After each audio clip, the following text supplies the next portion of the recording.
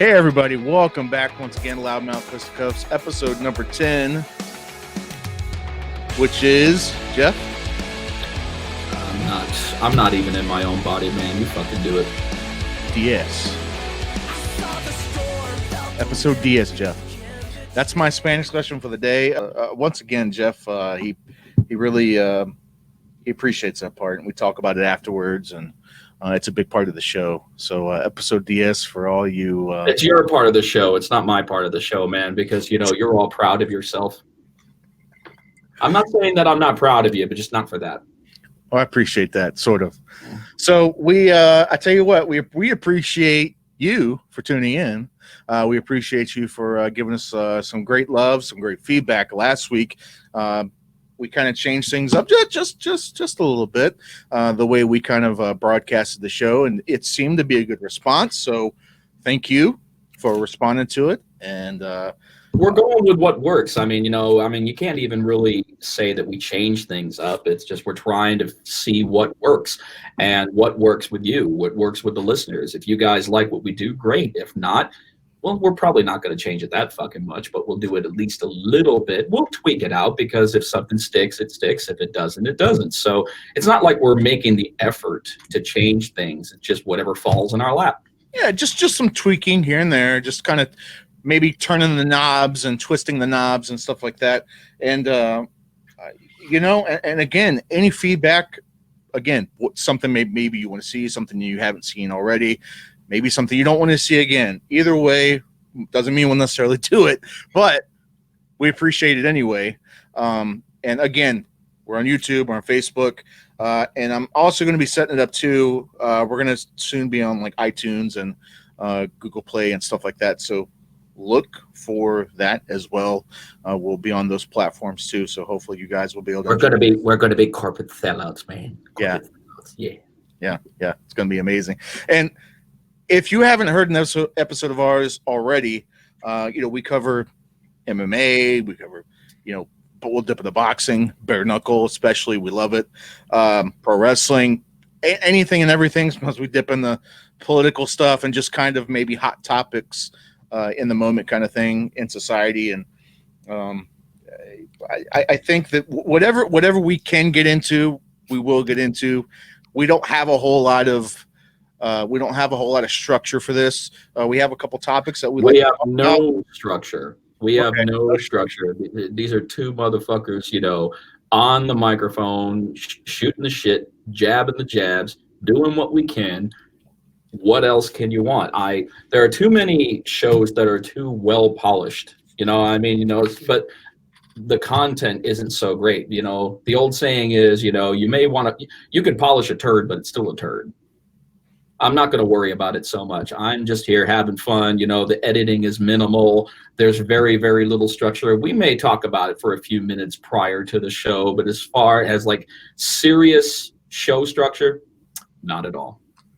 What's that saying I love, Jeff? Too much sizzle, not enough steak. Oh, man. You're not making it sound good enough. But you know what? You have your shortfalls. I have mine. Sure. If I could do a good JR impression, I'd do it. He says it really good. Too much sizzle, not enough sizzle on that steak. He's shaking hands with Satan himself. And once again, that is Jeff Houston, Mr. Live Worldwide, BKFC announcer, among many other things. I am Joshua Furs from CombatInsiders.com, if you didn't know already. I guess let's kind of jump right into I want to start off with the WWE Firings, what I call the WWE Exodus. Well, some of them are firings, some of them are furloughs. Well, furlough, sure. And we'll delve into that, but that seems to be a really hot button issue among the pro wrestling nerd fan base. And I kind of just wanted to dip into it. A lot of people have had issue with the timing of it, and and I get it. And I think that's the biggest thing right there is just the timing of it, because you're taking you're taking away livelihoods from people who have, given hopefully, many years and a lot of themselves to the craft. But as we know, Josh, not all of it is 100% their fault. Unfortunately, sometimes there's a big stranglehold over the WWE when it comes to content, when it comes to creative, and when it comes to the show writers. Sometimes they get stuck in quicksand that they never intended to even walk in that direction of. And I think that a lot of these guys who had great characters got repackaged and remade by people who really don't know the business, or if they do, they've lost touch and they figure, oh, well, this person's going to be repackaged because obviously this is getting stale. And once they're repackaged, they're going to get a great fan following. I hate to say it, but they have too many strikes against them when it comes to creative repackaging and not plugging. Most of them don't, Josh. You know this. I'm going to go through a quick list of, it's not really a quick list, unfortunately, but there's no quick to it. I'm going to go through the list of superstars who were released in case you live under a rock and you don't know already. And then I'm going to kind of give my 2 cents on it. Just kind of going down here. Carl Anderson, Kurt Angle, Mike Chioda, EC3, Aiden English, Epico, Luke Gallows, Kurt Hawkins, Maria and Mike Kanellis, Sarah Logan, No Way Jose, Drake Maverick, Primo, Deanna Purrazzo, Eric Rowan, Rusev, Leo Rush, Zack Ryder, Heath Slater, and Eric Young. Well, there's also developmentals that were let go. Right. And there were developmentals that were let go as well. But if I can jump in on that, Carl Anderson and Luke Gallows was a mistake. That was a mistake because they are a formidable tag team. They are one of the most decorated modern day tag teams in the world of pro wrestling. And to do that immediately after the Boneyard match is not a good idea. They're a good tag team. They're okay on the stick. I mean, they're better in Japan, which I definitely know that they're going to be heading there. I'm sure AEW has probably had some crosstalk with them after they were released.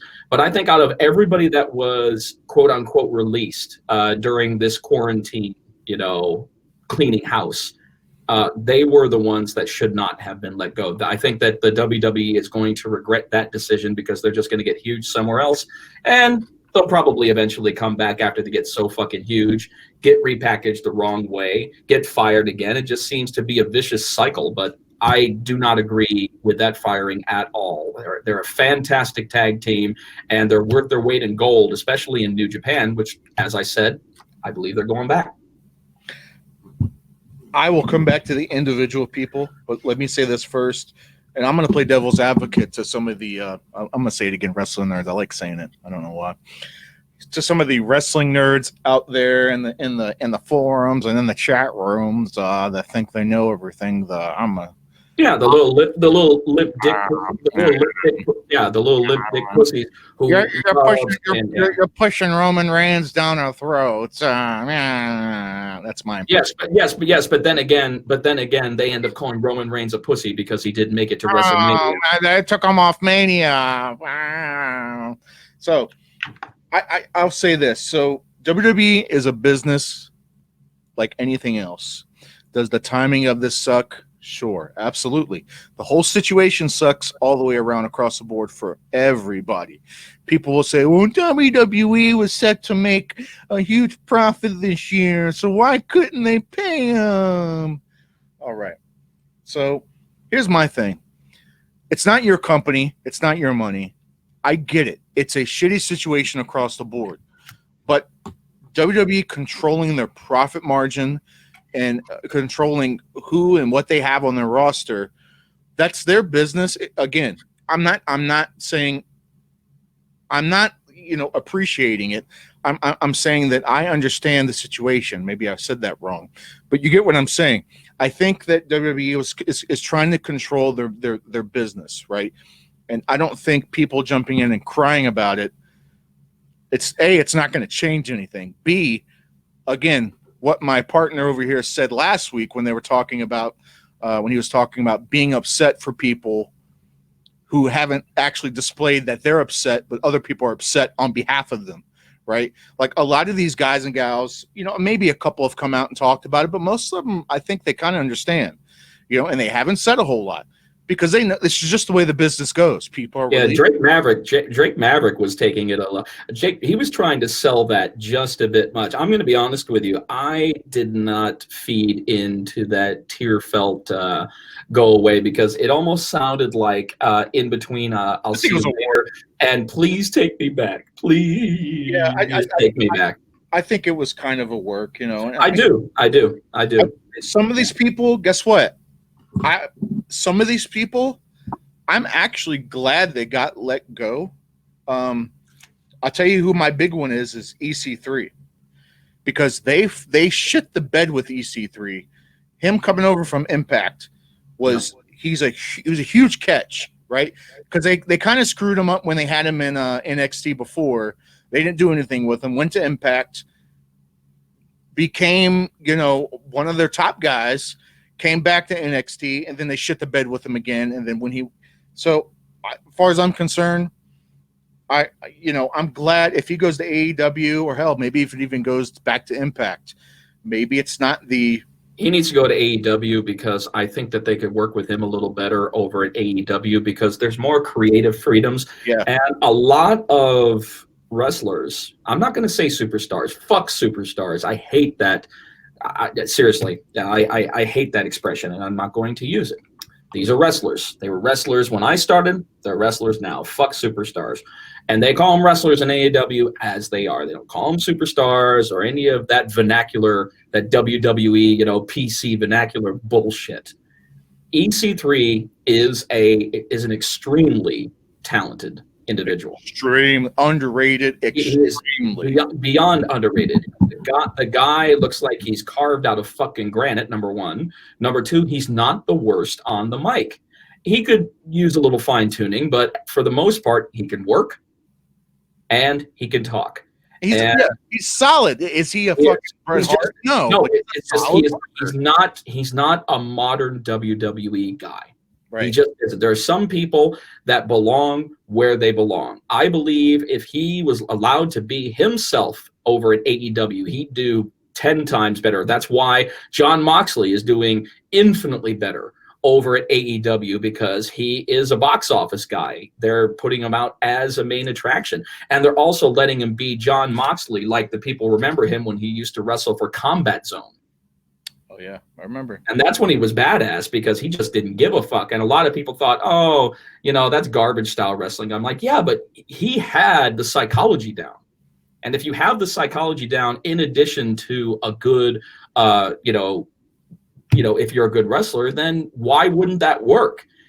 It worked in the Shield, but the Shield was built up so fucking much that it was almost damn near impossible to get the same reaction on an individual basis, because people remember the Shield. People, every time that they tease the possibility of the Shield coming back, or even a moment when Seth Rollins would just hold out that fist for them to, and just the thought of it just, oh man, made people so big. But that's the problem when you package somebody into a trifecta like that, which was so incredible.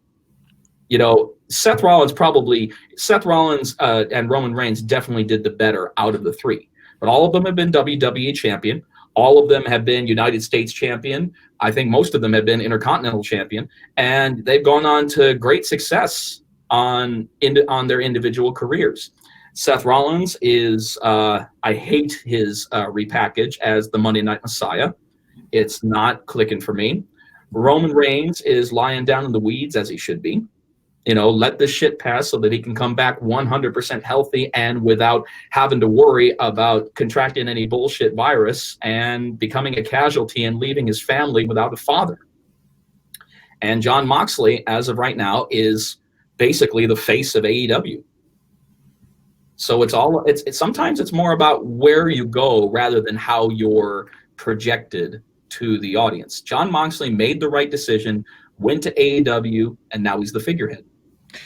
I agree, and I think you nailed that on the head. It's more about the presentation versus where you're at. Whereas, maybe before Impact started kind of coming back, and I guess really you can even take this back as far as you want, where for the longest time, simply being in WWE meant the world. Whereas now, there's the internet, there's hell, even some of these medium sized to, bigger size indie feds, you can still get a name and still draw a little bit of money, not enough to like get rich off of, but enough to at least maintain life on the road. It hasn't always been like that. It was like that back in the fucking territory days. And then Vince came along and, bought everything out. And then that part kind of went away. And now it's actually kind of come back to that. So where people are actually making money on the indies. And it's great. It's a great thing. Some of these guys are going to do better. Like I said, outside of EC3, like you said, Anderson and Gallows. Hey, I'm actually kind of glad, because I never liked who they were in WWE. I guarantee you, going back to Japan or AEW, they're gonna be who they should be. Well, look how many times Luke Gallows has been repackaged. You want to talk about somebody who is in an amazing tag team, but Jesus Christ, throughout WWE, WCW, New Japan. With Cletus? Was he Cletus? Right? He was.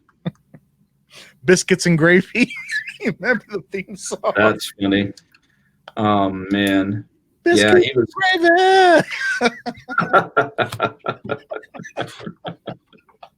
That was so bad. That was so bad. It was wonderful. What was it? Every time when the bell rung, it made him like crazy. Yeah, that's all it took. That's all it took for him for the bell to ring, and then boom, he's done. He becomes this, this savage, this psychopath. Mike Chioda, fantastic referee. Head ref. You know what? I'm not even so much convinced that his wasn't even more of a premature retirement versus just downright getting rid of him. Because I mean, fuck, man, he's been around since '80s, right? Yeah. Mike Chioda wasn't Mike Chioda. Didn't he previously referee in WCW too? Right. I could have sworn that he did. I could be mistaken on that, but I thought that Mike Chioda had announced for almost every major one prior to.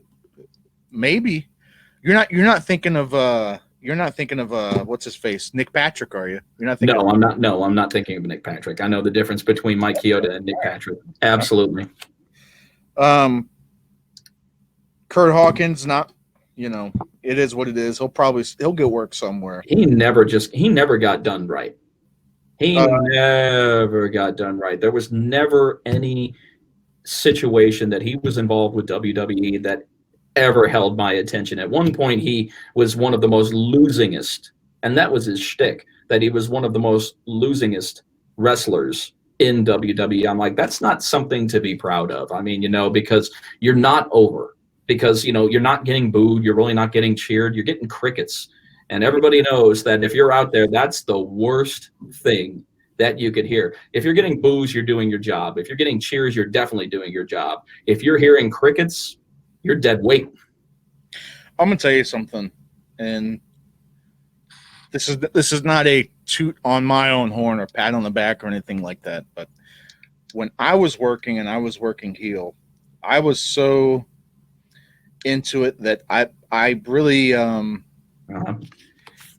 we had a lot of website people come out and like people that would review the matches and come out and then give us 5 stars on them. Yeah, I say that now because I do it now, but I can do that though because we were involved. But this is different. Is that right? You can do it now, but no problem. That's right. But these fuck faces, they were just sitting in their basement giving people numbers that never had any clue of how the wrestling business actually worked. Anyway, I digress. So they would get pissed because I wouldn't cater to them, because a lot of the guys would cater to the reviewers because, hey, I want to be on the good side because I want a 4-star match. I want a 5-star match. Me, if I was heel, I played fucking heel to everybody. And they would. Why wouldn't you? I played heel from the moment not during the time I wrestled. I was heel moment I entered the fucking building to the time I left. I was heel. And that's the way it should be. And why should you? I mean, why would you change that aspect? Especially if you're a heel, you don't give a fuck what anybody says about you because you believe that what you're doing is right, no matter how fucked up your logic is. So why the fuck would a heel care about what's written about him? Because a good heel will always have a retort to somebody who's just writing about you, as opposed to somebody who's actually out there, taking those chances. And as you know, the majority of the people who write are the ones who have never stepped foot into a ring a day in their lives and have definitely not done a WWE schedule. So why would a heel give a fuck about that? In fact, actually, what you're doing by saying shit about a heel, especially if you're any kind of wrestling correspondent, is you're just giving him ammunition. yes, That's like throwing gasoline on a flame. yes. And these guys, and I would give them shit, and I would, I just wouldn't cater to them. And like we were in the building even after the show, but we were still there. I wouldn't cater to them, man. And I know a lot of people, a lot of heels nowadays. I think that's the problem. It's not so much the faces, it's the heels that I have a problem. And it's just kind of taking a sidestep to what we're talking about. It's just something that's on my brain. This is Loudmouth Fisticuffs, baby. This is the way it is. Just the kind of it's the way it is. Yep. I think heels, even WWE people, they only try to be heel enough because they still want to sell merchandise.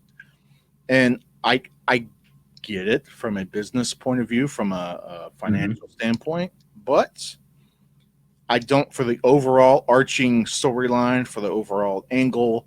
If you have a half-assed heel who's only halfway bad guy because half of the crowd likes him, half of them don't, and people can say what they want. I know there are heel marks in the crowd, and some people are going to like the heel. They're going to like certain people no matter what they do because they're marks for. I'm a Kevin Owen mark. I'm a Cesaro mark. I'm a whoever. No matter what they do, I get that. But I think most of these workers, man, they don't try to just be that old school, just old fucking dog heel that just doesn't give a shit about anything. I mean, Jericho was really good at that. Jericho was good about not so much placating to the crowd, even though people did love him regardless, but he didn't placate to them. And and there's a reason for that, because Jericho was so damn good at what he did on the microphone that there were very few people who could give him a harsh criticism that he couldn't put under the bus or prove wrong. And Jericho's really he's always been good about that. He's always been good at proving his critics wrong. And especially when he was in New Japan, and he would actually do the pre-fight press conferences and the post-fight press conferences. Those were things of beauty. When he would do the press conferences, those were things of beauty because people would just ask the regular, vanilla bland questions that you would ask to a heel or to a face. And Jericho handled every one of them like they were in the palm of his hand. And you love to see a good heel handle people, especially handle the naysayers, because a good heel doesn't give a fuck about the naysayers. A good heel really doesn't even give the fuck about the people who cheer about him. Do you remember, and I'm sure you do, this is probably one of the most underrated heel performances, fuck man, probably like the last 20 years. And it doesn't get talked about enough. And I loved it, is when one of the times Jericho had come back after like a couple years off or something. Oh, I know what you're talking about. And he just went straight to the fucking ring and was like, and he didn't say anything. And he didn't say anything. He just kept going, yeah, dude. That was it was genius. It was genius, is what it was. It doesn't get enough appreciation, but I love that fucking. And of course I do. That's psychology. That's called leaving people wondering. And you know what it is? It is basically the physical embodiment of a cliffhanger. Yes. Makes people think, what did we just see? We saw Chris Jericho, very uncharacteristic of Chris Jericho. Yeah. We saw him come out and it looked like he had something to say, but he didn't say one fucking word and he was over. Yeah. Now that's it's like the old school Mean Gene Okerlund mentality. If you can put over a broom, you belong in this business. Yeah. Yeah. Yeah, and in fact, that's the old school way that they used to have wrestlers try out. After they would show what they could do in the ring, and then they had to go to promo class and show what they could do on the mic. They'd give them a broom, Yeah. and they say put over the broom. Put over the broom.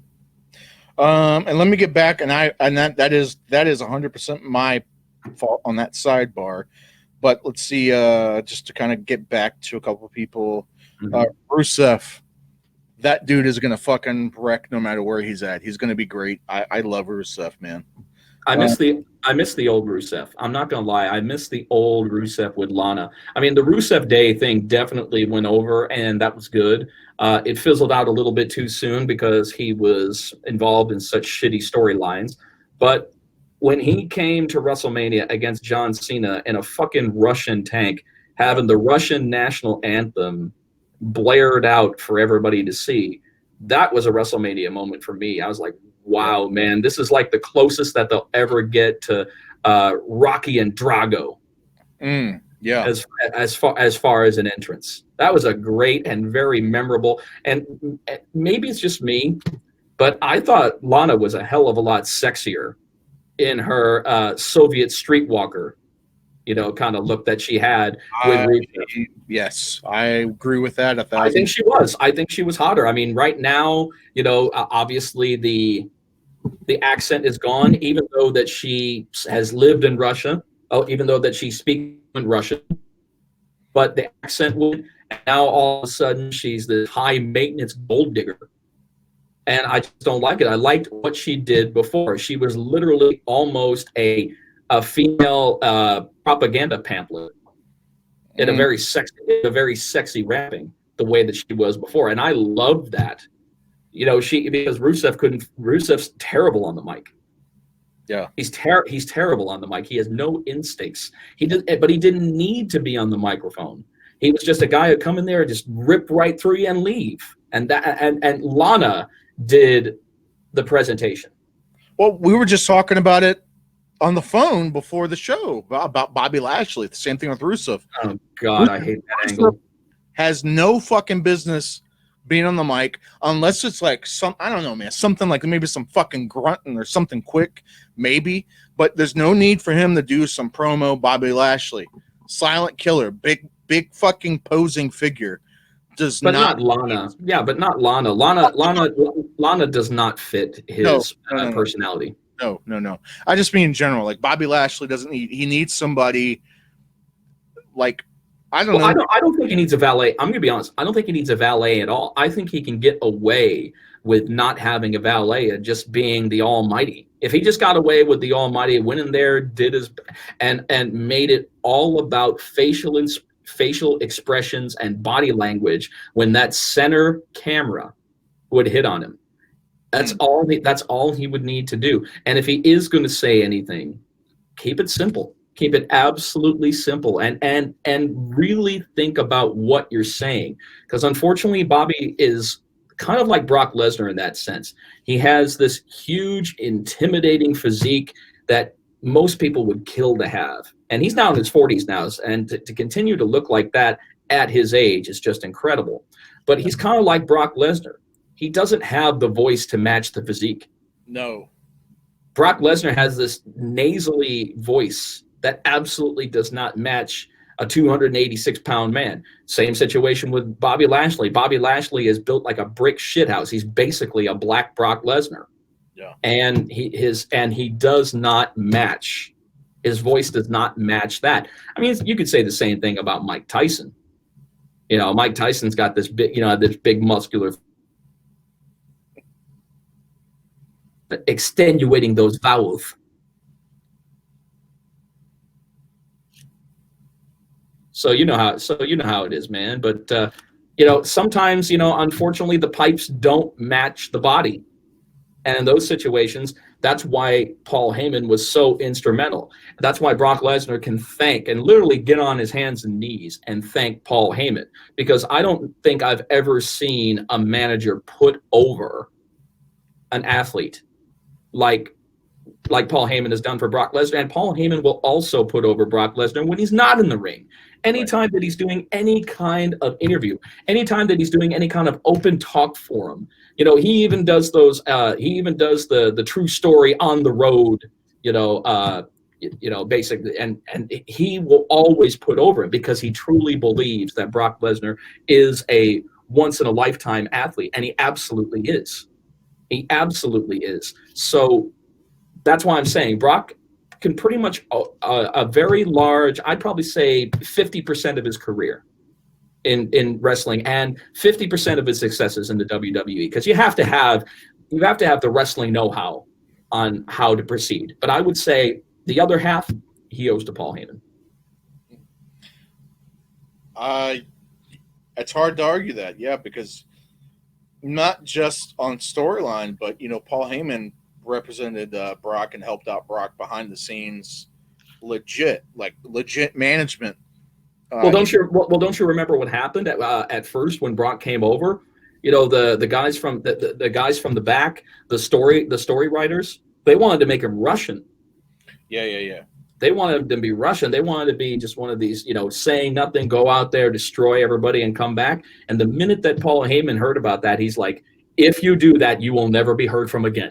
Your career will be very, very short. Then he went to Vince and he said, because Vince was about ready to have Paul Heyman work with Chris Benoit because Chris wasn't a talker back then.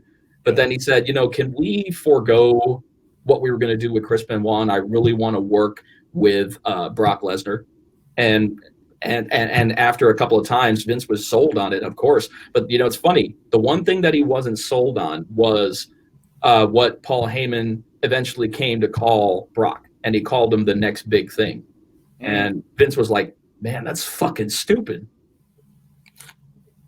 And the rest is history, because it shows that even in his divine wisdom, Vince is never 100% right. He may claim to be for most parts, but there have been times that he has been wrong. And that was one of those times. And, it's all about what a superstar, I said superstar, I said I wasn't going to say that shit. It's when a wrestler who has this incredible wrestling ability, and I'm talking about incredible. Brock Lesnar did more in 6 months. He captured the title in less than 6 months. And he did more in only a few years than a lot of wrestlers that have been with WWE for over a decade consistently have done. And that just says something about it. So, it's not necessarily that you always need a valet, but in Brock's sense, he did. But you also Brock was part of the Ruthless Aggression era, right at its conception, right around the time that it was actually conceived, after Vince started plugging it, after John Cena plugged it. So it was at the beginning of a new era, and that's why it worked the way that it did. I'm not the biggest fan. He was kind of bridge between Attitude and Ruthless. It was Brock Lesnar. It was. That was right at the end of Rock was leaving to go to Hollywood. It was right at the end of the Attitude Era. It was right at the end of the Attitude Era and segued right into the Ruthless Aggression Era. Yeah. But I'm going to be honest with you. I'm not the biggest fan of valets anymore, because a lot of them don't really do their fucking jobs. The only one that I kind of like that's really learning her craft is Zelina Vega. Yeah, she does a good job. She's doing a better job, and now that she has no crowd to work, she's getting an opportunity to really, learn some valet 101. Yeah. And really learn from her mistakes, and learn, how to properly, cut a promo, how to properly get involved with a match. She does a really good job. So many have been, just relied on just screaming and going, and everything like that. It takes more than that. It takes more than that to put yourself over as a valet. And there's only so many people, in my opinion, as of right now, that do it right. Because, I think most people don't really set out to be valets nowadays. Most of the people, not all, most of the people who end up being a manager or a valet, whatever you want to call it, they were probably had the dream of, they wanted to be front and center and be the wrestler in the ring. and maybe it didn't work out that way. Maybe they had another, WWE, once they got to developmental NXT, whatever. Hey, we have this other idea for you, and they kind of half-ass it. You can tell that they don't. It's not the same energy that they would have had they actually had a in-ring gimmick, right? And I think that's, instead of putting that same amount of energy into it, because really be over, and valets, if you're a good valet and a good manager, think about your longevity. I mean, really think about this, because think about the good ones. They've had careers expanded over fucking decades, right? And chances are you'll probably end up being able to have some type of in-house backstage position afterwards. But most of these guys who have actually learned their craft and actually learn how to work the crowd, because guess what? You're being a good manager and a good valet, you're just as big as a part of a match as the people in the ring. You're at least a solid 50%. You're at least a solid 50%, especially if you are valeting somebody who does not have the gift of gab and does not have that gift of really cutting a solid promo and making people believe it. So yes, I believe that can be just as instrumental. Another perfect example, look at Corey Graves. Corey Graves was looking to make a big impact on NXT, and unfortunately he got injured and his career was cut tragically short in ring, but he ended up becoming one of the better commentators for Raw in I don't know how long. Talk about somebody who has really adapted to the heel mentality of a commentator. Yeah. He's done a fantastic job. I mean, the guy's like a minute. He reminds me of Jerry Lawler at JBL. I mean, he's really putting it over. I mean, if anybody has anally raped Byron Saxton on microphone, it's definitely Corey Graves. Seriously, every time that Byron Saxton walks around Corey Graves, he's waddling like a duck, and for good reason. That microphone was shoved way up his ass. Now I can't get that picture out of my head. Thank you so much, Jeff Houston. Well, alcohol can help out with that, so.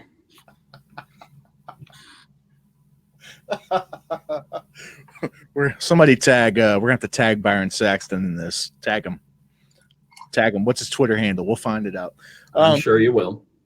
So, I guess let's kind of move along to UFC 249, which is hopefully coming up May 9th. Hopefully so. And the co-main event, Amanda Nunes versus Felicia Spencer, is no longer on. It was for the featherweight. Yep. I can say that. Yeah. Featherweight title. It is now no longer on because Amanda Nunes has dropped out, saying that she didn't feel like she would have enough of a camp to properly. She wanted a proper camp, and I think that that's a valid reason. Especially when you are at the top, when you are at the pinnacle of what you do, and you are she's a driving force in the UFC. So why wouldn't she want to? I mean, anybody else, I can understand because, you have a position in order to obtain. Once you have obtained that position within the ranks, then, you kind of make your way up. But she's at the top. And to be at the top, you need to train. And you need to train like you are a world-class athlete, a world champion athlete, which she actually is. So for her dropping out of UFC 249 for that reason, I actually applaud it because she's absolutely right. She has so much to lose. She'll only have so much more to gain because the fact that she is at the top. She has so much more to lose because she is a two-division champion. She told CBS Sports on Monday, this is Amanda Nunes, she's like, I'm gonna fight eventually. I don't know when yet. I just don't think that this is the right time for me to fight. Let this coronavirus pass a little bit so I can at least have a full camp. We can see around June or later. Let's see what's going on around then. How can you argue that? Seriously, how can you argue that? Yeah, if you're a true fight fan, how can you argue that?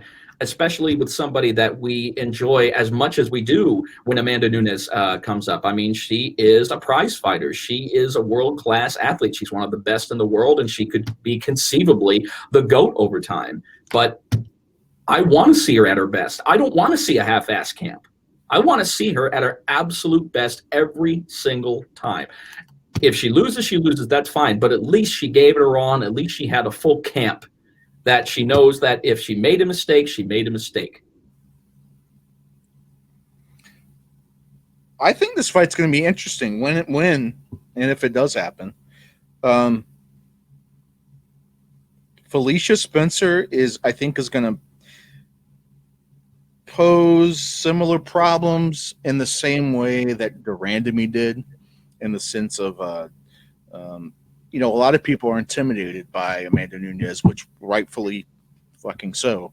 But Durandamy, was in her face, and Nunes had to resort to her ground game. And she couldn't really compete with the clinch work because Durandamy is like a world class Muay Thai fighter and big time. So she couldn't even really do clinch work with her. But Nunes brought to the ground, and that's where she retained her title and won. I would probably think maybe something similar with Spencer, because while Felicia Spencer, I don't think she has the same accolades in striking as Durandamy did. I think she's a hungrier, younger fighter, and she's all about getting in your face and bringing and pressing the action and bringing it to you. But you got to get past those hands. Well, you got to get past those hands, and that has proven very difficult for some of the best female fighters in those respected divisions. Is getting past those damn hands, man. Amanda Nunes, she punches like a man, and she knows it. I'm gonna look at the odds. Where did they have the odds for this? Obviously, when you've got someone who knows that she's got everything to lose and very little to gain other than additional fame and wealth from that point, but she knows she's at the top. And right now, what I want to see is someone in the women's division not only hold on to the top, but hold on to the top position convincingly, like extremely convincingly. I want to see a female Anderson Silva.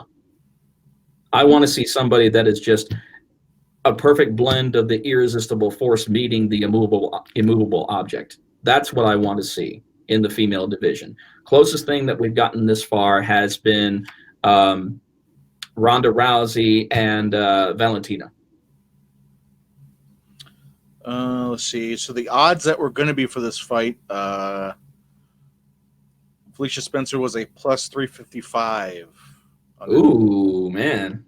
Ooh. And Nunes was a minus 425 favorite. So that's plus 350. Wow.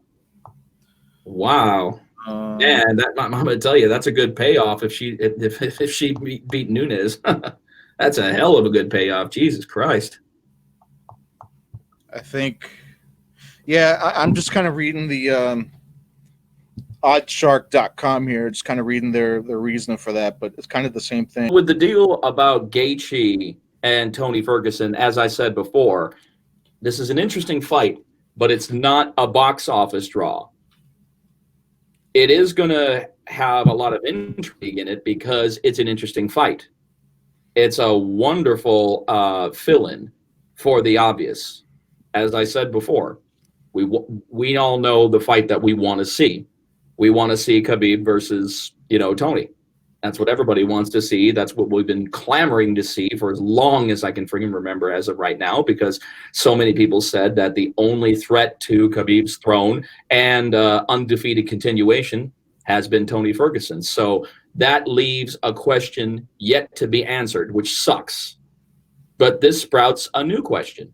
Is Justin Gaethje at that upper echelon level that Tony Ferguson and Khabib Nurmagomedov are at? So it brings about a very interesting new question about somebody that's much more known on other promotions outside of the UFC. Even though a lot of true MMA fans were really happy to hear that Justin was finally coming over to the UFC. So that begins a new question. So I believe that that's enough compensation for putting off the obvious fight for the sixth time now. To your point, I hear you. It's not the box office draw. It's more of the, Tony and Gaethje. It's definitely a hardcore fans fantasy fight. It's a fighter's fantasy fight, but in terms of the casual audience, and probably even, I don't even know if I want to go as far as to say the majority of the MMA audience, but I'd probably say at least half of the MMA audience. It's probably not a huge deal. Probably barely on the radar. Now, somebody like you, somebody like me, people who watch the show, who are informed and who watch the product and who are, follow these fighters and stuff like that. It's a good fight for those people, right? I want to see the fight. I'm curious to see Tony versus Gaethje. I think it's an interesting fight, but as you said already, it's not the blockbuster, it's not the moneymaker, it's not the attraction headline fight. Is it for where we're at in the world right now, because there isn't anything else going on? Okay. It's a good look again. And that's the main thing that you have to take into Right. accountability, the lack of UFC shows and how excited people are to see the UFC finally come back. So we are going to have more pay-per-view buyers on this UFC than probably a lot that there have been in the past year, if not the past 2 years, because people have just been chomping at the bit, foaming at the mouth for live MMA to return. And now that it has, they're saying, it may not be Khabib, but we still want to see it. Think, from a business point of view, you think it would almost be worth it to ESPN, to UFC, to not even charge for this event and just have it on ESPN, or even just regular ESPN Plus, not like pay-per-view, but just if you have ESPN Plus, you can watch it, right? It's difficult when you start talking about the UFC numbers, because as you know, when you start getting into UFC numbers, that's pay-per-view country. Not necessarily UFC on Fox, UFC on ESPN. I know that those are numbered as of right now, but when it comes to the main numbers, anytime that you're in the twos, where we are right now, 249, that's going to be a pay-per-view. Now, under the circumstances, I think it would benefit them to have it on ESPN for the ESPN subscribers, because there has been a lack of material. There has been a lack of live entertainment from the UFC. So I think, honestly, from that vantage point, that maybe it would look good on them to put this particular one on ESPN as saying, thank you for sticking with us through these hard times. Here's kind of a gift back to you. Here's a kind of a gift back to the fans as you've been patiently waiting for the on-screen return of the UFC. So, yes, I can see merit into that. But at the same point, it is a business like anybody else. And it's kind of a you're damned if you do and you're damned if you don't scenario. It's just something I was thinking about, because I wonder if obviously I am no expert in that part, but like the advertising dollars, the advertising revenue that you would generate, because what I would have to imagine, especially if it's on ESPN, and a lot of people have access to ESPN, right? Mm-hmm.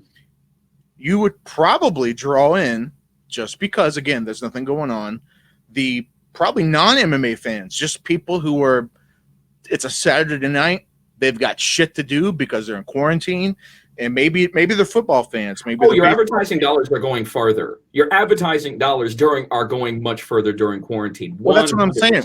How would that? Where do you think that balances out in terms of, the whatever $59.99, $69.99 pay-per-view buy, but you do it for basic cable or whatever ESPN now is. I don't know if it's basic cable, but you get what I'm saying. Do you go ahead? They need to catch up, though, unfortunately, because you also have to look at it from a business perspective. And the business perspective says we put off so many shows and we have lost so many dollars, and we've actually had to let go a certain amount of personnel. I mean, it's nothing compared to, the house cleaning that WWE has done, but they've still had to let go a certain amount of their personnel because they're not necessarily essential at the time. So, Yes, it would be great if they could put it on ESPN for the sake of the fans who have been patient, but they also do need a good pay-per-view buy because there's no gate. You got to remember, there's no gate and there's no concessions. There's no money to be made in-house, and that's losing a lot. And that's losing, Understood. And that's losing a lot of money if you're doing a pay-per-view. Understood. But hear me out. What if you did this? And so look at it from, yeah, you're not going to make probably a whole lot of revenue from this one show, but you put it on the free TV, basic cable, whatever.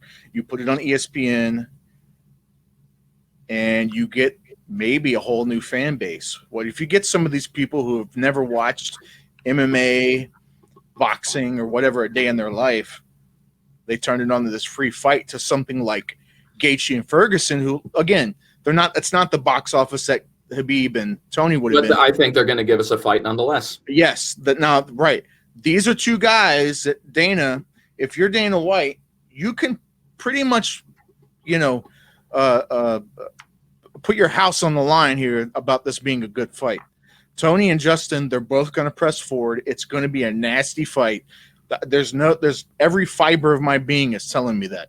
Mm-hmm. It's going to be a nasty fight. This isn't something where they're going to dance around. Plus, considering the circumstances and everything that's happening right now, they're probably going to want to give us a little bit more than usual. Oh yeah. I don't know, man. I think I could almost see if you went that route, put it on TV, in lieu of not making the revenue per se, grab the eyeballs. You're essentially paying for the eyeballs, it just kind of in a weird roundabout way. And maybe, down the line, later this year or whenever things really start kicking back up again, you're going to get these repeat people back because they saw your show, they saw Tony, they saw Justin tear the fucking roof off. And maybe you've got, if you could pick up, let's just say, another 10,000 permanent eyeballs, 10,000 times $69.99. You're making a strong statement. Right? Unfortunately, it does have a strong argument. I hear you. I know it does. It actually has a stronger argument. It actually has a stronger argument more than most. It's not soundproof. I'm just saying. No, not at all. But yeah. No, I'm not. I like the idea. However, from a business perspective, it's a risk. It is a risk, and it may not be a calculated risk that they choose to take at this time. Fair enough. Fair enough. I mean, I think. Like I said, you're damned if you do and you're damned if you don't. But they're still wanting to move forward with UFC 249. So that's something to be said, as opposed to so many other states and places that are actually, LA has decided to put off most public sports up until 2021. I saw that. They're not taking any chances. They're not taking was it Florida or any? So they're still going to do the. I'm sorry. Fuck, where am I thinking of? Where they won't even accept an application for an event if it's over like a 5,000 seat arena or something like that. You know what I'm talking about? I know what you're talking. I know what you're talking about. I don't know where it was. I should have probably looked that up before I even brought it up. But they're going to be low to medium scale venues. Because there's no reason for them to have large scale venues when there's nobody there. So, you're going to have more convention centers that are going to be utilized for these events. And that totally makes sense, because the last thing that you want is a big echoey arena with absolutely nobody there. Because even if you decide to have good production and have tight shots and everything, you're still going to have that crazy wild echo. Yeah. And you don't want that. You want a smaller house. You want a smaller place, such as a convention center or an event hall, so that you can have nice, tight shots, and that the production that is focused upon is within that tight shot, so it looks real nice. Yeah. I hope the card actually happens this time. We've gone down this emotional roller coaster 3 times now, right? Because it was supposed to happen. Shit changes daily, Josh. A month ago, then it was supposed to be last weekend. Now it's May 9th. And So May 9th, at the time of this recording anyway, so we're a little over 2 weeks away from this show supposedly happening. The old saying, persistence overcomes resistance, but this is a different time. That applies to when the wheels are turning. And this is very different from that. The wheels are not turning for the first time in our lifetime. So it's not a quote or saying that you can really relate to this time. There's the damnedest thing about it, Josh, you can't really relate anything to this time. Not in our lifetime. I mean, the only people that would probably even have something remotely close would be during the time of the 1918 Spanish influenza. But even then, nothing was completely shut down. Right. Nothing was. I honestly think the closest thing that this country has, if we were going to make any kind of comparison, the closest thing that this country has kind of had a similar, experience with would definitely have to be the Great Depression. Right. But definitely because there were more people at home, because there were so many people who lost their jobs, because so many friggin' companies went under. So you had more people at home, you had more people that were looking for work, and you had longer lines for the bread line. So I think honestly that's probably the closest event in modern human history that you can compare to this. And outside of that, there's nothing else that you can compare it to. So, why bother?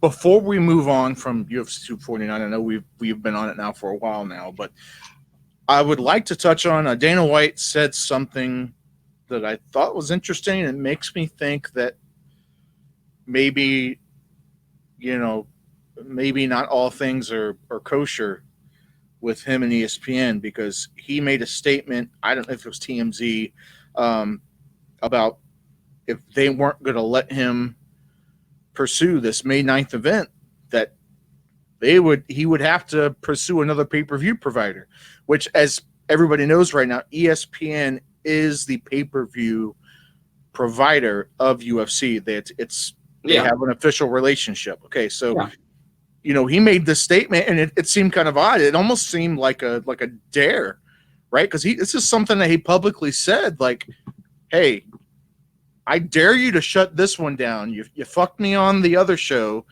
because the head of the governor called up the head of Disney or whatever it was, and they got the show canceled. You fucked me on this one. We're going to cut ties. It almost seemed like you're there to me. But we should be okay, because the governor of Florida, if that's where they decide to go or wherever, has decided that live events with a national or global audience can proceed as long as they are closed door arenas. So I don't see why they would have so much fuss. I mean, honestly, it all depends on all the ducks in a row. If ESPN is just doing it for the sake of, the news and not necessarily the facts that are happening or unfolding for the UFC as they draw closer to the event, then I don't see a problem. I mean, if the situation escalates between now and the next 2 weeks and gets worse, well, then they'll probably have a better reason for pulling the plug on that. So, and that's what makes this so interesting, because Dana's trying to treat that as kind of like a dare, even though that this shit is changing daily.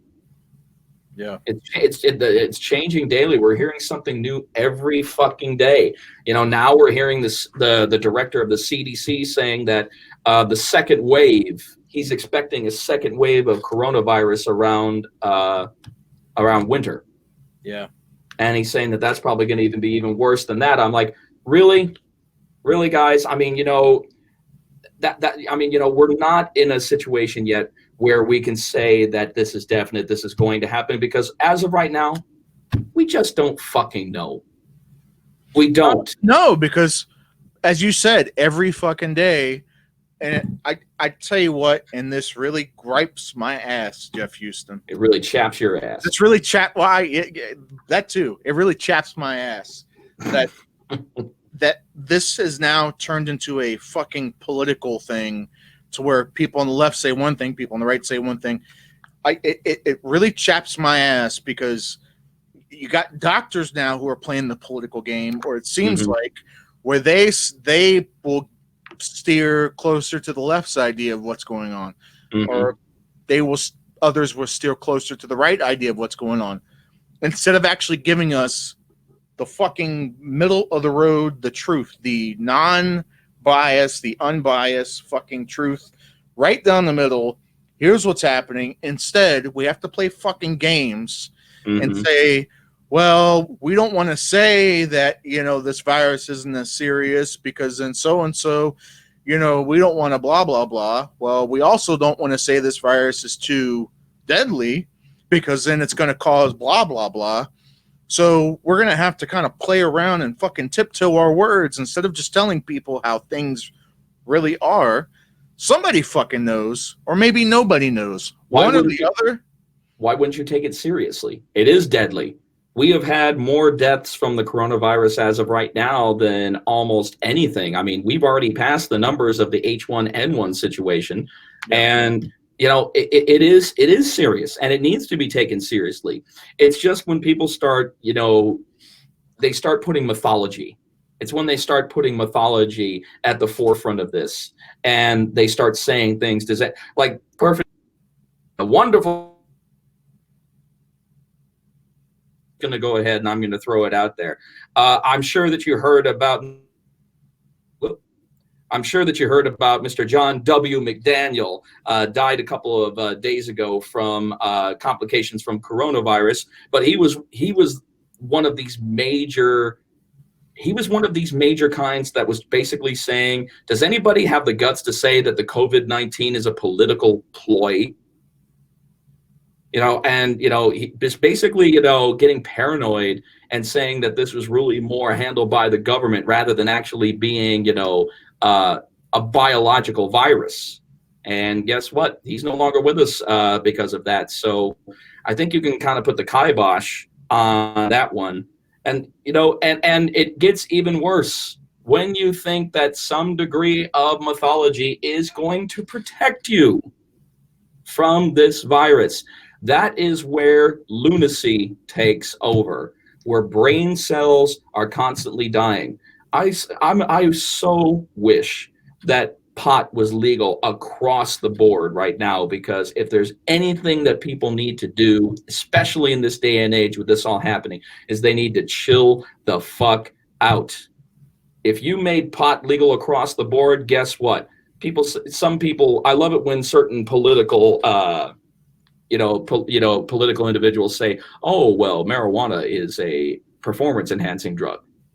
I'm like, well, I mean, if you're talking about performance enhancing your ass to the kitchen to get cookies, then you're absolutely right. But you want to keep people at home on the couch. Get America high, people. That's the best thing that you could do. You want people to stay home because when you're high, you don't give a fuck what you're doing. It doesn't matter to you if you're out. It doesn't matter to you if you're at a bar, on a date, in the club, doing whatever. All you care about is what's going in your belly. And as of right now, I think that that's one of the best things. And I really think that if anybody has an argument to legalize pot across the board for all of America, now is the time. Because do you know how much revenue will be made up for the country by creating so many new jobs by having that go across the board? And how much more money can be pumped into the economy because of that? All you have to do is say, you know what? It's the right thing to do. You've seen how many states have prospered when they've decided to do that. Unfortunately, there are some negatives on that. Like, for example, I remember when Colorado first legalized pot, and now the cost of living there is exponential, as opposed to before it was legalized. So there are negatives on that 100%. But in the times that we're living in right now, when the true heroes are the ones who are essential workers, and the true heroes are the ones like us who are staying our asses at home and doing what to curb this shit. Get us high, man.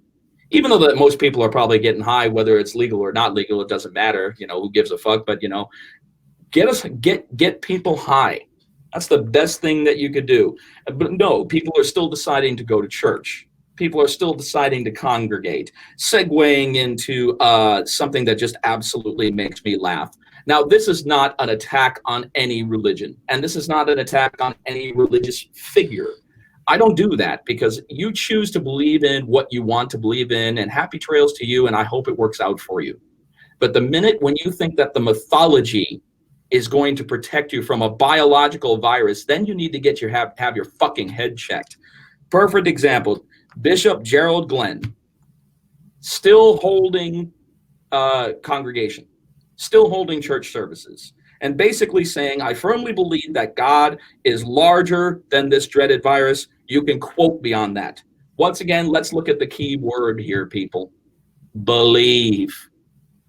You can believe in whatever you fucking want to, but if you believe that the blood of Christ is going to keep you safe from this virus, I'm sorry, folks, you better think again, because the best thing that's going to keep you from this virus is staying at home and taking precautionary measures, because this is a biological virus. Do you think that this virus cares that you have religious currency? Do you think that this virus is biased because you happen to have faith?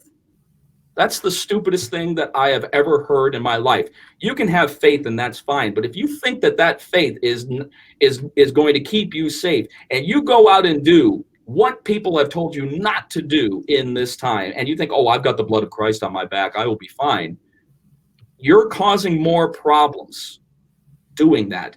And not only that, and this is what kills me about this, not only did Gerald Glenn die from complications from coronavirus, he brought it home and gave it to everybody in his household. So it's almost like, if I'm going to go down, I'm taking the shit down with me. And I think that is so remarkably selfish. What he did right there is no different than that shit that we saw in Florida during spring break. For all those spring breakers that were out on the beach saying, I'm not afraid of coronavirus, I'm, young. Once again, another selfish, self-entitled individual who is not seeing the bigger picture. And you figured that somebody who has a family as he did would do everything possible to distance himself from that and keep his family safe, but he didn't care about that. Once again, selfish, only thinking about themselves. Now, if you need to go out and do a few things, I'm going to be honest. I've gone out and I went over to my friend's house and hung out with him 2 times since this has been going on. But I went to his house. There was nobody else there. It was just him, his wife, and their child. And they know me very well. I took precautions. I wore my mask. I had my hand sanitizer. I did everything that I was supposed to do in order to assure that this was a calculated risk. And I have done this now twice since this has been going on. I have seen no other friends. I have done nothing else other than go to essential businesses. Now, those were calculated risks, but going to a major church, hundreds of people coming to church and congregating. I'm sorry, man.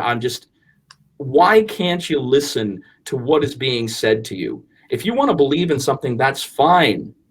That's fine. No one's saying you can't.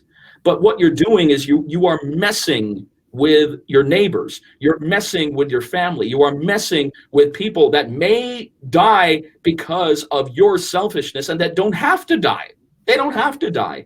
You want to be a hero? Stay the fucking home. You want to have a church service?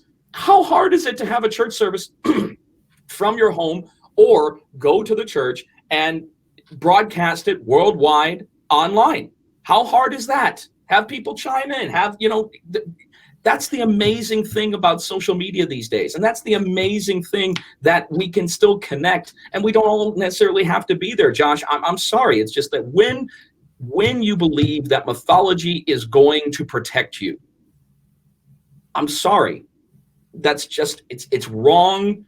It's irresponsible. And it's just straight up stupid when you think that, mythology is going to protect you against a biological virus that does not care whether you have spiritual currency or not.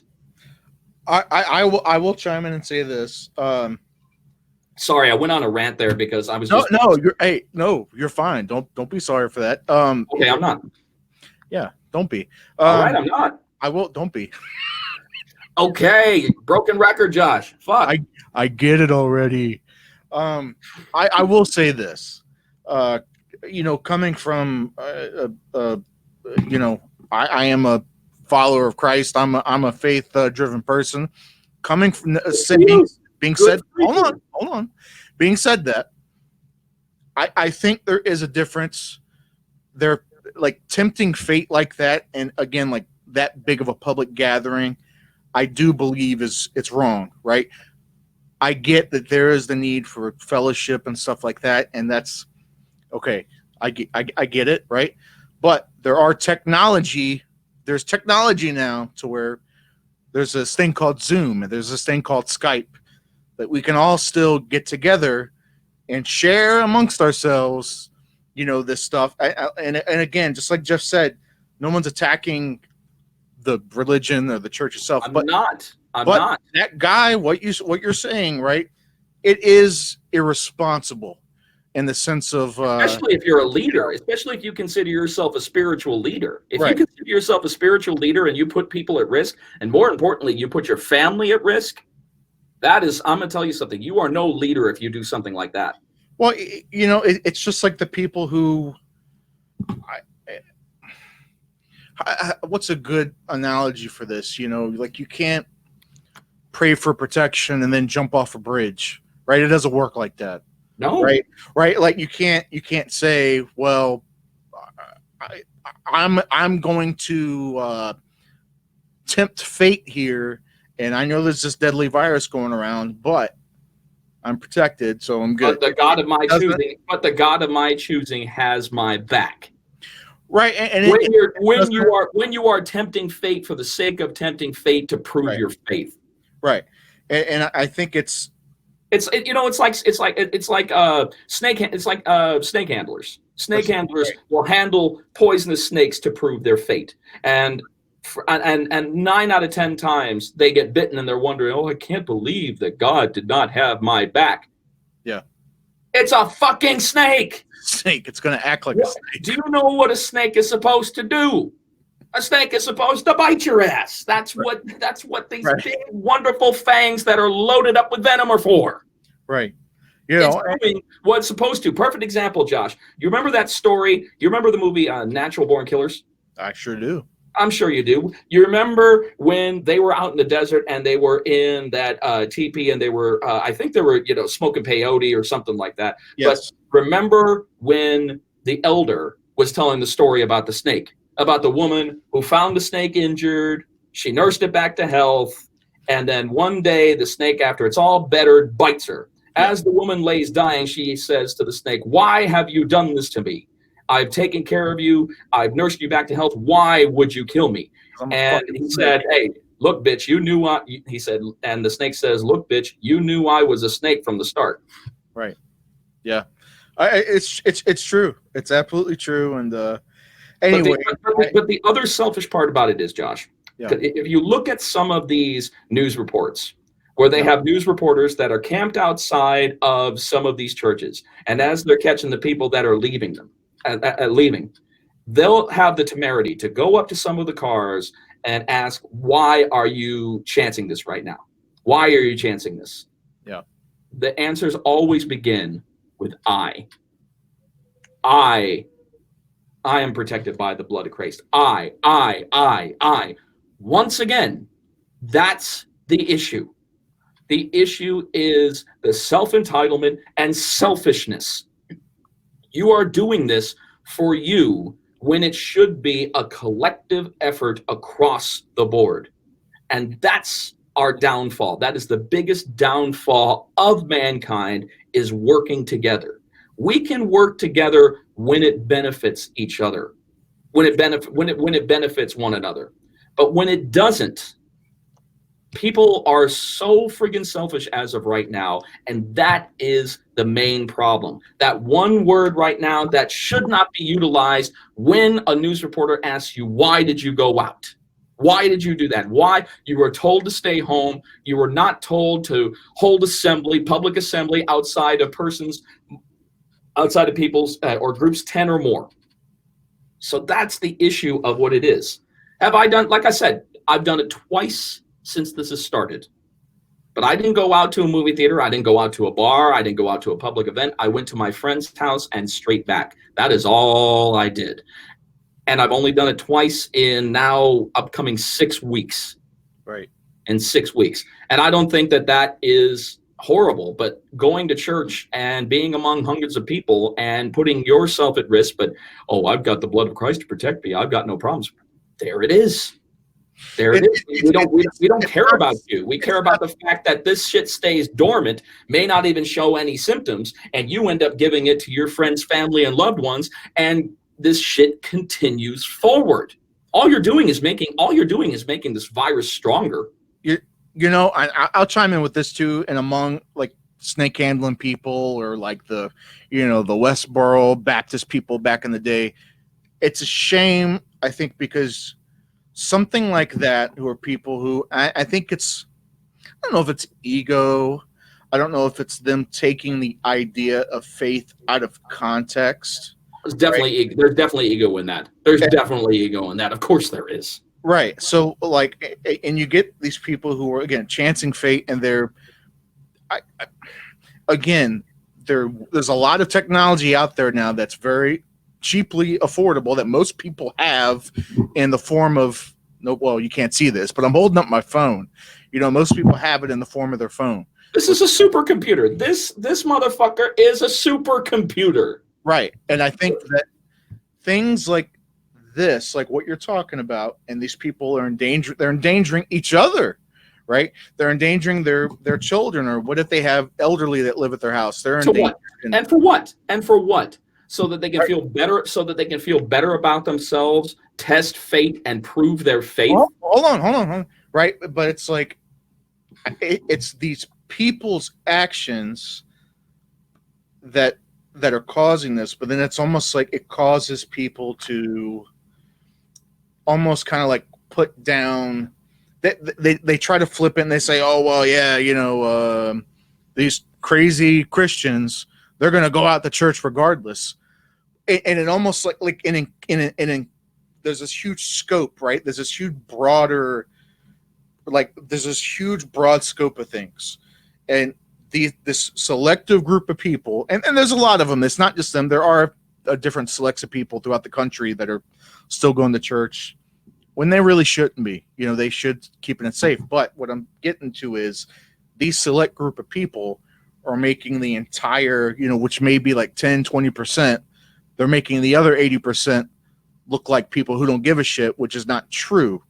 There are people who still give a shit and still will follow things and still do the right thing and be safe and still have faith, right? Fine, do that. That's not the issue. I know that's what I'm saying. If that's not the issue. They're making the other people look bad across the whole scope, but that's my problem.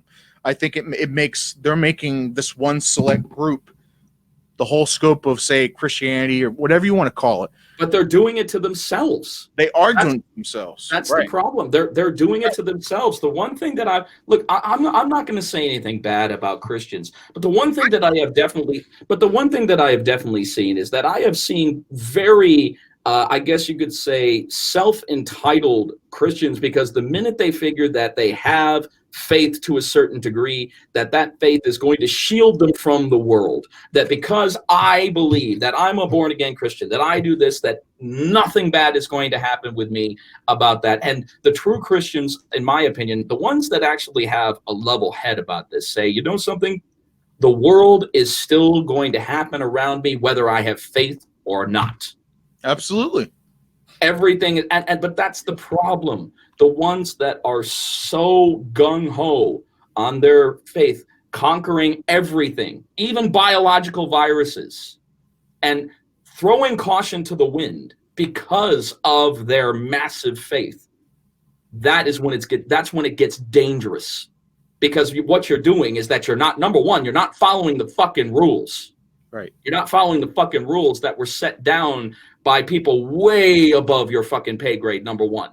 Right. There's nothing wrong with faith. I've said it once, I'll say it a million fucking times. Believe, there was a political candidate so many years ago for Texas governor, Kinky Friedman. and here down in Texas. And he had a really cool T-shirt that he passed out, and it had all kinds of religious symbols of each religion, and it basically said, "May the God of your choice bless you today." Right. And I love that, and I love that. No discrimination, across the board. Believe in what you want to believe in. But when you are putting when you are putting not only your life but other people's lives on the line because because you feel that you are so blessed that nothing is going to happen to you, that you are basically have this invincible shield, you're wrong. I hate to say it, you're wrong. Your faith you can test your faith. That's fine. Do whatever you got to. But if you think that you are going out there with an impenetrable shield because of your faith, you're wrong. You are wrong. You are just as susceptible to everything that the rest of us do. You breathe the air, you shit, you fart, you fuck, you eat. You do the same thing that the rest of us do. You may do those differently and maybe not necessarily in that sequence. Right. But that's another converse. It is that. Dude, that's. Are you kidding, man? That is a can of worms that will never. That's a can of worms that will never be covered. And there's just no way. But that's what I'm talking about. Is when the mythology becomes so enormous and not good. That's what makes these situations even harder. Especially for people like us who are trying to follow the rules, are trying to socially distance ourselves. If we have faith, that's great. But we don't need to put other people's lives on the line for our faith. Agreed. It's the wrong thing to do. You are not invincible. You are not protected by the blood of Christ when you're out there amongst a virus that you can get no matter what. Anybody can get this. This is an airborne virus. It doesn't pull a 180 when it comes across a Christian. The virus is coming at you, and it's like, oh, shit, there's a Christian. You turn back around. Let's find somebody who's godless or atheist. Well, it reminds me of a story, too. It's a story in the Bible where, there was this flood, and this guy, he was in his house, and the water started rising, and this guy came by. He said, and he was like I think it was an older gentleman. Mm-hmm. And one of his neighbors came by. He said, "Hey man, come on, I'm going down the road." I'm paraphrasing, of course, but come on, man, I'm going down the road. Let me help you out. He said, "No, waiting on a sign from God." It's okay. Yeah. So hold on. So the waters kept rising. So now the waters, it's up to his first floor. It's in his house. Water's in his house. Guy on a boat comes down the river, said, "Hey man, let me help you out." By this point, the guy is on his second floor yelling out the window, say, "Hey man, come on out. I'll take you down. I got my boat." He said, "Nope. Waiting on a sign from God. I'm not moving." It's filling up your house. So meanwhile, so then the guy, he has to climb onto his roof because the water it's kept rising. Mm-hmm. And I think another I believe the third person, it was a few more a few more boats, and they came again, and they were getting the rest of the neighbors say, "Hey man, come on, water's coming. Get on the fucking boat. Let's go." He said, "No, wait on a sign from God." Right. And I think the moral of the story is, I think people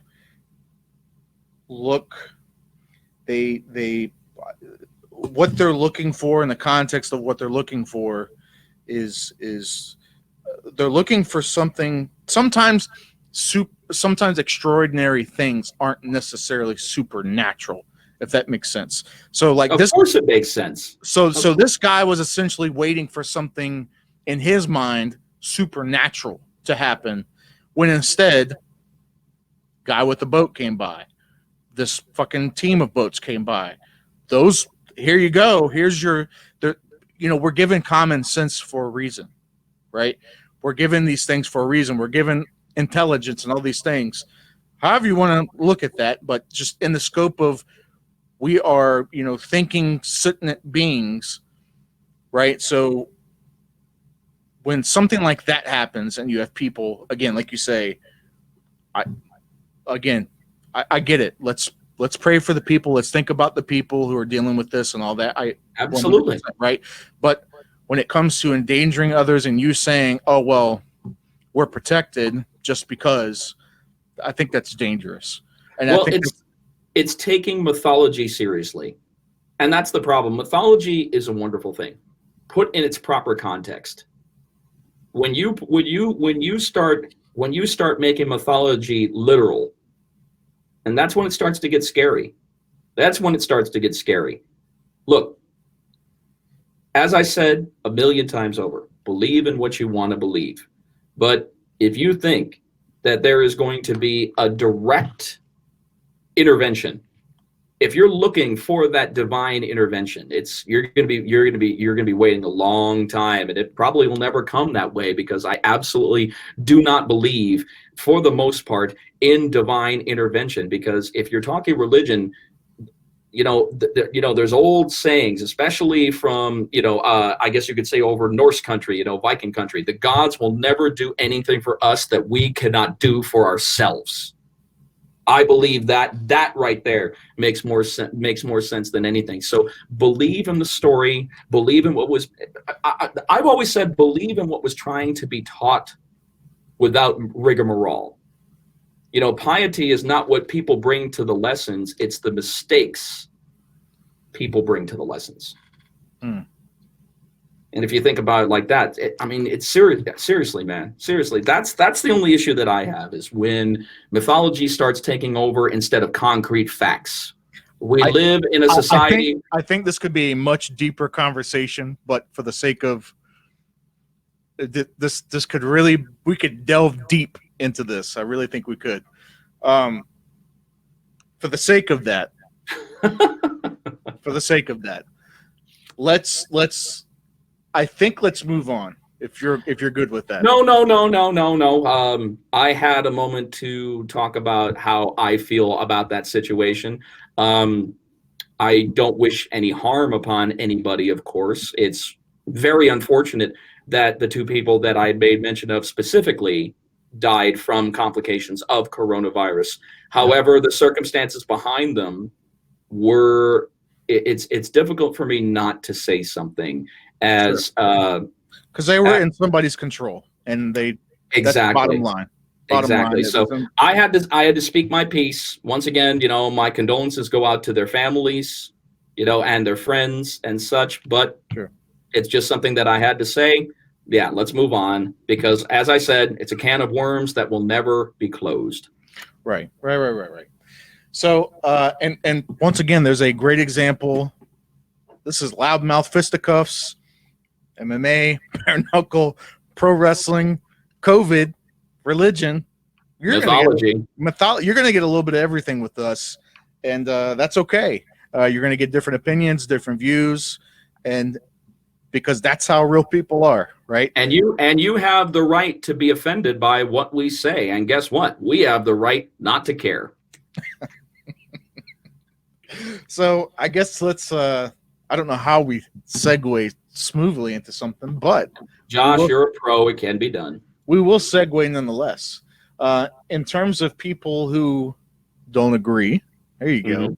Let's talk about the John Jones, Anthony Smith rekindle their weird relationship. As some people know or may not know, Anthony Smith had someone break into his house. He left the garage door open or unlocked or something. Guy breaks in, making a bunch of noise in one of the rooms. Anthony Smith goes to confront him. Mind you, he's got his wife and kid in the house with him. It's a very real situation. And the dude gave him a good. It gave him a good fight. Yeah, and gave him a good fight. Turns out the guy was like a local wrestling champion, like a state level wrestling champion or something. And he was I think his name was Luke Haberman. Yeah, yeah. And and Anthony Smith was talking about it on the Ariel Helwani show, and he said, this was a real experience. It was different than any fight I've ever been in. It was, it's terrifying. He's like, I didn't know what was going to happen. He's like, I was throwing elbows. I was throwing. And he's got his family there on top. And he's got his family there on top of it. This is not a fight that he signed up for and is getting paid for. This is a do or die situation in defending his family. So of course it's going to be a different scenario. Yeah, right. And he took to Ariel and he expressed he was very raw and very.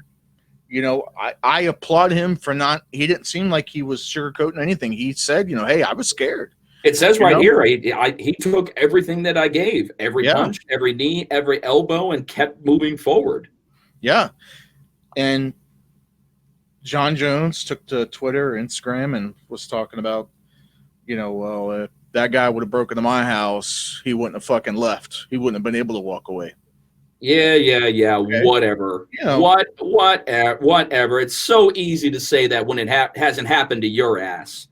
Right. And I think it was a bit at that point. I don't think Jones really had a place at the table to say anything. He doesn't have a place to say anything now. Right. He needs to shut the fuck up and let damage control take care of, his dumb ass. Correct. And especially with his own troubles that he's going through. And, Anthony responded. Don't call him trouble. No, don't do that. Don't do that. Troubles are something that these are not troubles. These are self-inflicted situations. He has done this to himself. I'm not going to call that troubles. Fuck that. This is a fucking grown-ass adult who has control over his own actions. So I'm not going to call him fucking troubles. What happened with Anthony Smith? That's troubles. When somebody breaks into your fucking house, that's fucking troubles. When somebody like Jon Jones, who has all the control in the world, who all he had to do was stay the fuck home, couldn't even fucking do that. Don't call those troubles, man. Those are that's self-inflicted bullshit. That is, you know what it is? It's self-destruction is what it is. Don't you dare call those troubles, man. Hey, fair enough. No argument here. Fair enough.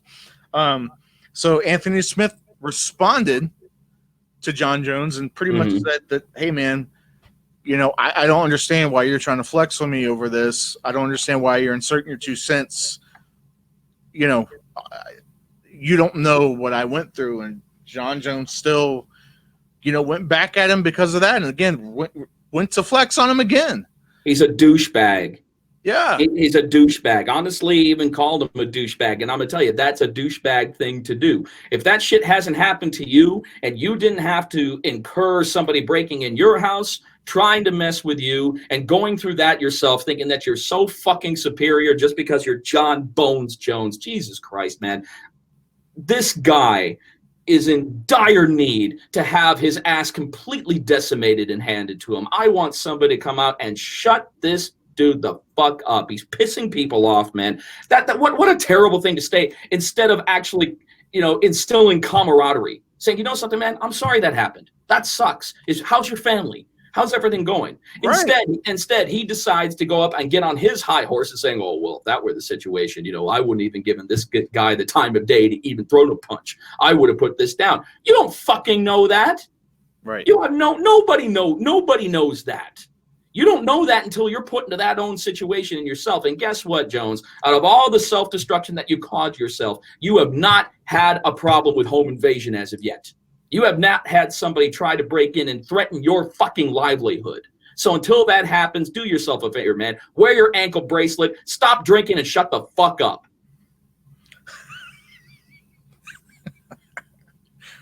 We're going to give a moment of silence after that. Fuck that silence. I'm not going to give that cockstain a fucking moment of silence. I'm sorry, man. That's what a terrible thing. This guy is literally trying to be a troll. I know. I agree. He's trying to troll him, and for what? And for what? For what? You know what? I'm going to tell you something. If you got a PR rep or somebody who's in charge of your social media, man, seriously, man, they should be like, okay, John, give me your phone. We've talked about this. Give me your phone. You can have it back when you learn how to speak nice to people. Seriously, he's being treated like a fucking 5-year-old. That's how he's acting. He's acting like a fucking indignant, self-righteous prick. I think this, you remember, I don't know, you remember a few episodes ago, we were talking about John. And this was probably right after. We've been talking about John for a while, man. I think we probably touch on Jon Jones almost every episode. We probably at least touch on him every time. But, You know, I bet you'd like to touch on them, wouldn't you? You'll never know. Hey, remember, Jerry Lawler said it best. Make sure you choose your words soft and sweet because you may be forced to eat them later. That is true. Where I talked about how, you know, I think it's a fucking ego problem that he has. I think, and this is a big part of it, he really has an out of control fucking ego. What did I tell you before? Because he is not going to jail. There's that superhuman. Oh yeah, there's no consequence. That's that superhuman self-entitlement saying, guess what? I beat the rap again. He's not gonna do any time. He's not gonna go to jail. He's under fucking house arrest, which the rest of us are. He has to do a little bit of community service, and he had a piss poor fine, a tiny little fine, a very minuscule fine. I'm sorry. The fact that he was a habitual offender should have absolutely said, you know something, I don't give a fuck if you are John Jones. You need to go down for the greater good. You need to go down for the greater good right now, because how are you going to fucking learn? If he had gone to jail, it would have been the best thing for him, because that would have scared his ass straight and said, you know what? I do not want to come back here. Bare minimum, he should have got his license suspended. Why didn't he get that? I mean, this isn't his first minimum. This isn't his first DWI. Why? Seriously, one DWI in the state of Texas is warrant enough to take away your license. Yeah. This guy's got several. Yeah. This guy's, dude, legal team's kicking ass. They're doing their fucking job. I can definitely say that. But as I said, stop coddling. Stop coddling and let this fucker fall. And because he's not falling, I'm telling you, man, it's going to happen again. He has not learned his lesson. A habitual offender needs to be in jail in order to get the idea. And even then, it doesn't even work 100%. But I think it would for him. You take away his basic freedoms. You take away his ability to earn and to be heard on social media, and put him amongst a whole bunch of guys saying, hey, you're a fighter, huh? Well, you're going to have to fight me and about 5 of my other friends off, man. Don't drop the soap. I'm sorry. When he thinks he's fucking invincible because he's never had to pay. Right. You know I'm right. You know I'm right, Josh. He's going to do this again. This is not the last that we have heard of the shit show of John Jones. Absolutely. I just don't even know, man. I don't even know. It's definitely a broken record with him, and it feels like. And it sucks because I was such a huge dude. I'm just like everybody else when it came to John Jones for what he does in the cage. I'm a huge fan of his because he's got God-given ability. Right. The guy is a once in a lifetime athlete, and I love what he does, and I love his confidence in the cage. It's just the minute that he leaves that fucking arena, real life kicks in, and he just doesn't have a very good handle on that. I think I'd be willing to say that it's going to take a loss to knock his ass back down a peg. And a big loss. He needs to go through something like Ronda Rousey did when Ronda Rousey got her ass handed to her by Holly Holm. That's what he needs. He needs to be decimated. He needs somebody to come in there and basically run a fucking steamroller over you. Man, seriously. He gets up after being knocked the fuck out, and he's like, when the fuck did they start letting Zambonis into the fucking cage? Because I just got run the fuck over. Or like, I'm not making fun of somebody who's been knocked out like this, but I forgot who it was, but it was a UFC, and the guy was, I guess it really doesn't matter who it was, but they got knocked out so bad, so hard that when he got back up, he thought that the match hadn't even started yet. That's a bad knockout, man. That's a bad knockout. Dude, that happened with Alistair Overeem. Don't you remember when they were interviewing Alistair Overeem when he got knocked out, and he was thinking, "Oh, I won the fight, right? I submitted him." Yeah, didn't he say he tapped out? Nope. The guy tapped out? Nope. He got and he just knocked him out so fucking violently. Yeah. That's when they stopped doing interviews for people who'd been knocked out, because at one point at big fights, they'd interview the loser as well as the winner. But they really learned from that. And even Joe Rogan was saying, man, I didn't want to do that. He was completely out on his feet and speaking nonsense, and it makes the promotion look bad when you do that. Because you know what it does? Well, you know what it does? When you interview somebody who has been severely knocked out, it makes the promotion look like they don't give a shit. Right. The few words of a severely concussed person are more important than getting that person to the back into the locker room and getting him the medical attention that he needs. He was like, I think they got tapped out, and I guess the people in his ear, they're like, all right, we're gonna make him see this on fucking live pay-per-view. No, and that's what they did. And he's like, and they're like, Joe's like, where did he tap out, Alistair? And he's like, well, I thought he tapped out right here. He's like, well, he's not tapping out, man. What do you have to say now? And it makes him look like it makes the promotion. Yeah, it makes him look like an idiot. Makes the promotion look stupid. Yeah. And basically, what it is, what that is that's that promotion putting him under the bus. I'm like, why is that necessary? The guy just got his ass handed to him. Let him go back to the locker room, get checked out, lick his wounds, and come back for another fight. What fight was that? Do you remember? Who was that? Was that Blades? Was that Blades, or was that Blades or Ngannou? No, it wasn't Ngannou, because Ngannou there was no. It might have been. Yeah, I think you're right. I think it was against Blaze, because that's when Blaze, he knocked him out on the ground, right, with elbows. Yeah. Yep. Was that one? Yeah. Hold on. We're gonna confirm this just out of sheer curiosity, so you people can look this up, because I don't have the best long-term memory. Yeah. Yes, it was. Yes, it was. It was the elbows. It was UFC 225 back in June of 18 in Chicago. Yeah. And it was on Blades was just elbows on the ground. Coming down. Yep. Yeah. Okay. Yeah, that was bad. Yeah. That was really bad. He's like, oh, I thought he tapped out. No, sorry, pal. Sorry, pal. That's just so bad. That's just so bad that just I felt for him on that. I really did, because you just got to be careful about that. And then the last thing that you want to do is give the microphone to anyone who has been knocked out, because they're just like Alistair. They're not going to be aware of what's going on at the present time and being. Yeah, not a good idea, man. I mean, I don't even know why they wanted to interview him to begin with, because it wasn't a title fight. Yeah, they shouldn't have to begin with. It shouldn't even been an issue. I mean, if he'd been knocked out, that should be rule 101. Get his ass to the back. Let them raise the arm. As soon as that arm is raised, get his ass to the back for medical attention. I think, Jeff, any other topics you want to cover?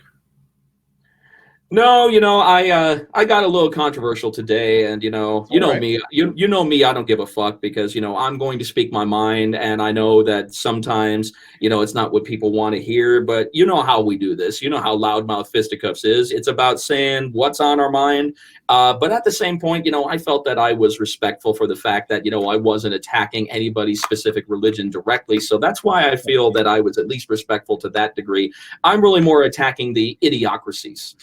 Yeah, and you know what? To people who, and I'm definitely prejudiced against. I do have a prejudice against the overly stupid. Or how about this? I have a prejudice against the galactically stupid, because I remember that was said on the movie A Few Good Men when Tom Cruise was talking to Demi Moore. Should we follow the advice of the galactically stupid? I'm like, galactically stupid. I like that. It's a great movie. No. We watched it actually the other day, last weekend. My brother had never seen it, and he watched it for the first time, and he was just, great movie. A lot of people will tell you that, especially amongst military former, veterans and enlisted personnel and officers, that's one of their favorite military movies.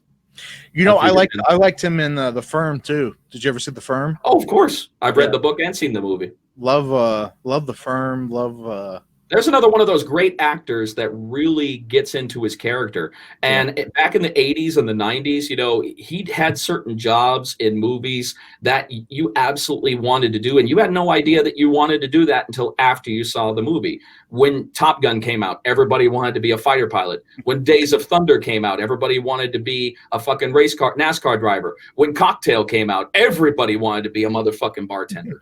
What are you eating? Ice cream. Ice cream. Ice cream. Nice. Ice cream. Nice. Ice cream. Anyways, like I was saying too, just to put all that to a close, we we talk a little bit about everything. Again, agree or disagree. I think the main thing that I know I do, and I think Jeff does too, to make a point is we can agree to disagree and whatever. And even to you people out there in TV land, internet land, whatever the hell you want to call it, you disagree too. The point is, I think that it's the maturity and being professional, and we can disagree all we want to, but you know what? We still come together. You know, we're still part of this thing we call a fucking planet, right? We still have to live here. There's nothing wrong with disagreeing with one another, right? You know, and we're respectful, and respect is where it comes into play. Yeah, you can agree to you and I can agree to disagree until we're blue in the fucking face. Yep.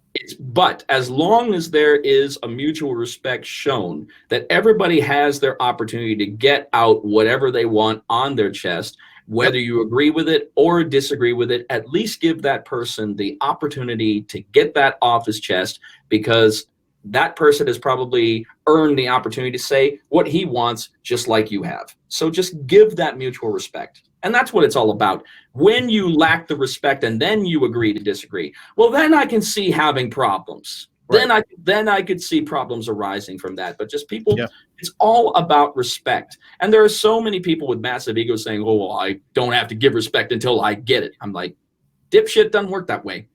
Right. You're right. It doesn't work that way. Doesn't work that way. Two-way street, people.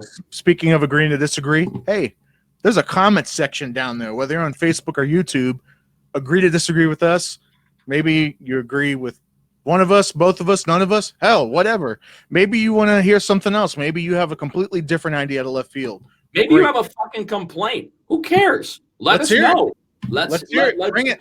Oh, speaking of complaints, I'm not going to tell tales out of school too soon, but bare knuckle fighting championship. What did I do now, Jeff? No, it's not you. Believe it or not, it is not you. Not this time. It may be the next time, and maybe several times after that. But as of right now, what I have to say, it is not about you, brother. Let's hear it. No. Bare Knuckle Fighting Championship is going to be putting out a series of bare knuckle personnel doing mean tweets. I saw that. Yeah, I've already done mine. So have you done it? Yes, I have. I'm looking forward to seeing when that is going to be posted on social media. I have not been given any information from the social media guru of BKFC, but it is going to be coming out very shortly. And the ones that I got, I'm going to be honest with you, Josh, I was very disappointed. I won't spoil it, but I think I know at least one of them. I don't want to spoil it though. Well, fine, then don't. Then sit there laughing at. Then sit there laughing about it. I mean, because you're probably right about that. But that was the surprising thing, because I've seen in some chat forums some really, these people are trying to hurt me and everything. I mean, it can't happen because it's actually more hilarious than anything. But I was expecting more from this round from the first round of mean tweets, and these guys, it's like they were bringing rocks to a machine gun fight. So, was it a matter of whoever was looking for the mean tweets weren't looking hard enough, or was it a matter of? I don't know. I don't know exactly how the criteria and the tweets were specifically found, because you have to remember, a lot of the mean stuff is not necessarily going to be tweeted. A lot of the meaner stuff that you're going to see, especially when people really lay into you with how they feel about you, are going to be on these independent chat forums. The chat forums are where you're going to see the stuff that it's just like, whoa. Because they think that nobody will ever see it for whatever Exactly. I think no one's ever going to see it. Exactly. When you're on Twitter and it's a worldwide reach, well, it's probably going to be a little bit better. But I was disappointed, man. I was really hoping that first round, that this could have been almost literally the roast of Jeff Houston. I'm going to say it. You can cut me off if you want.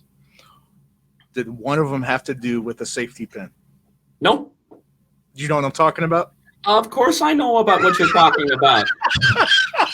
I am totally aware of my wardrobe malfunction. Okay? I am. Okay. All right. That's all. I'm going to tell you something. People can go ahead and say what they want about me wearing suits that are a little bit too small for me, and that's not the case, people. Believe it or not, I know that you'd like to think that is the case, but it's not. I have had this problem since I have had this particular brand of suit. I love the suits, don't get me wrong. It has a fatal flaw. And the fatal flaw, unfortunately, is that the suit buttons are not very well tethered. And I've had many different brands of suits that I can attest to that I've never lost a button. I've never had an issue with that before. And I've pretty much been the same weight, in between the same weight, I'd probably say for about, the past 7 or 8 years.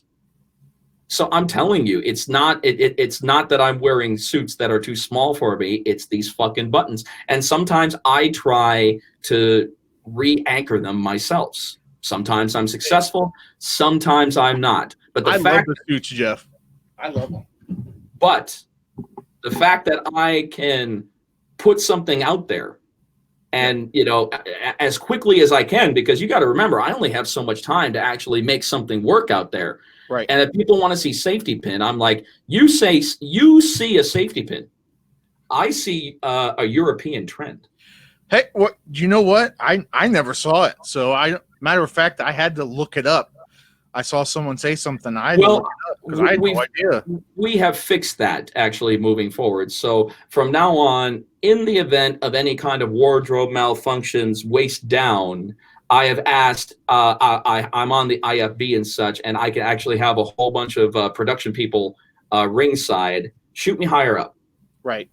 Shoot me higher up if I'm having, and I definitely have people to tell that. So if I say I'm having a little bit of a wardrobe malfunction, please shoot me higher up from the waist up, get it a nice tight, and that way we don't have to have that issue, because wardrobe malfunctions happen all the fucking time. They actually happen more than you would think. Speaking of nice and tight, we're going to go ahead and end it right here. Ooh, nice and tight. Yeah, you like that? No, we're gonna, we're going to end it right here because we're going to leave you with a little bit of something. Tune in next week also, too, because we're going to be keeping these firing out.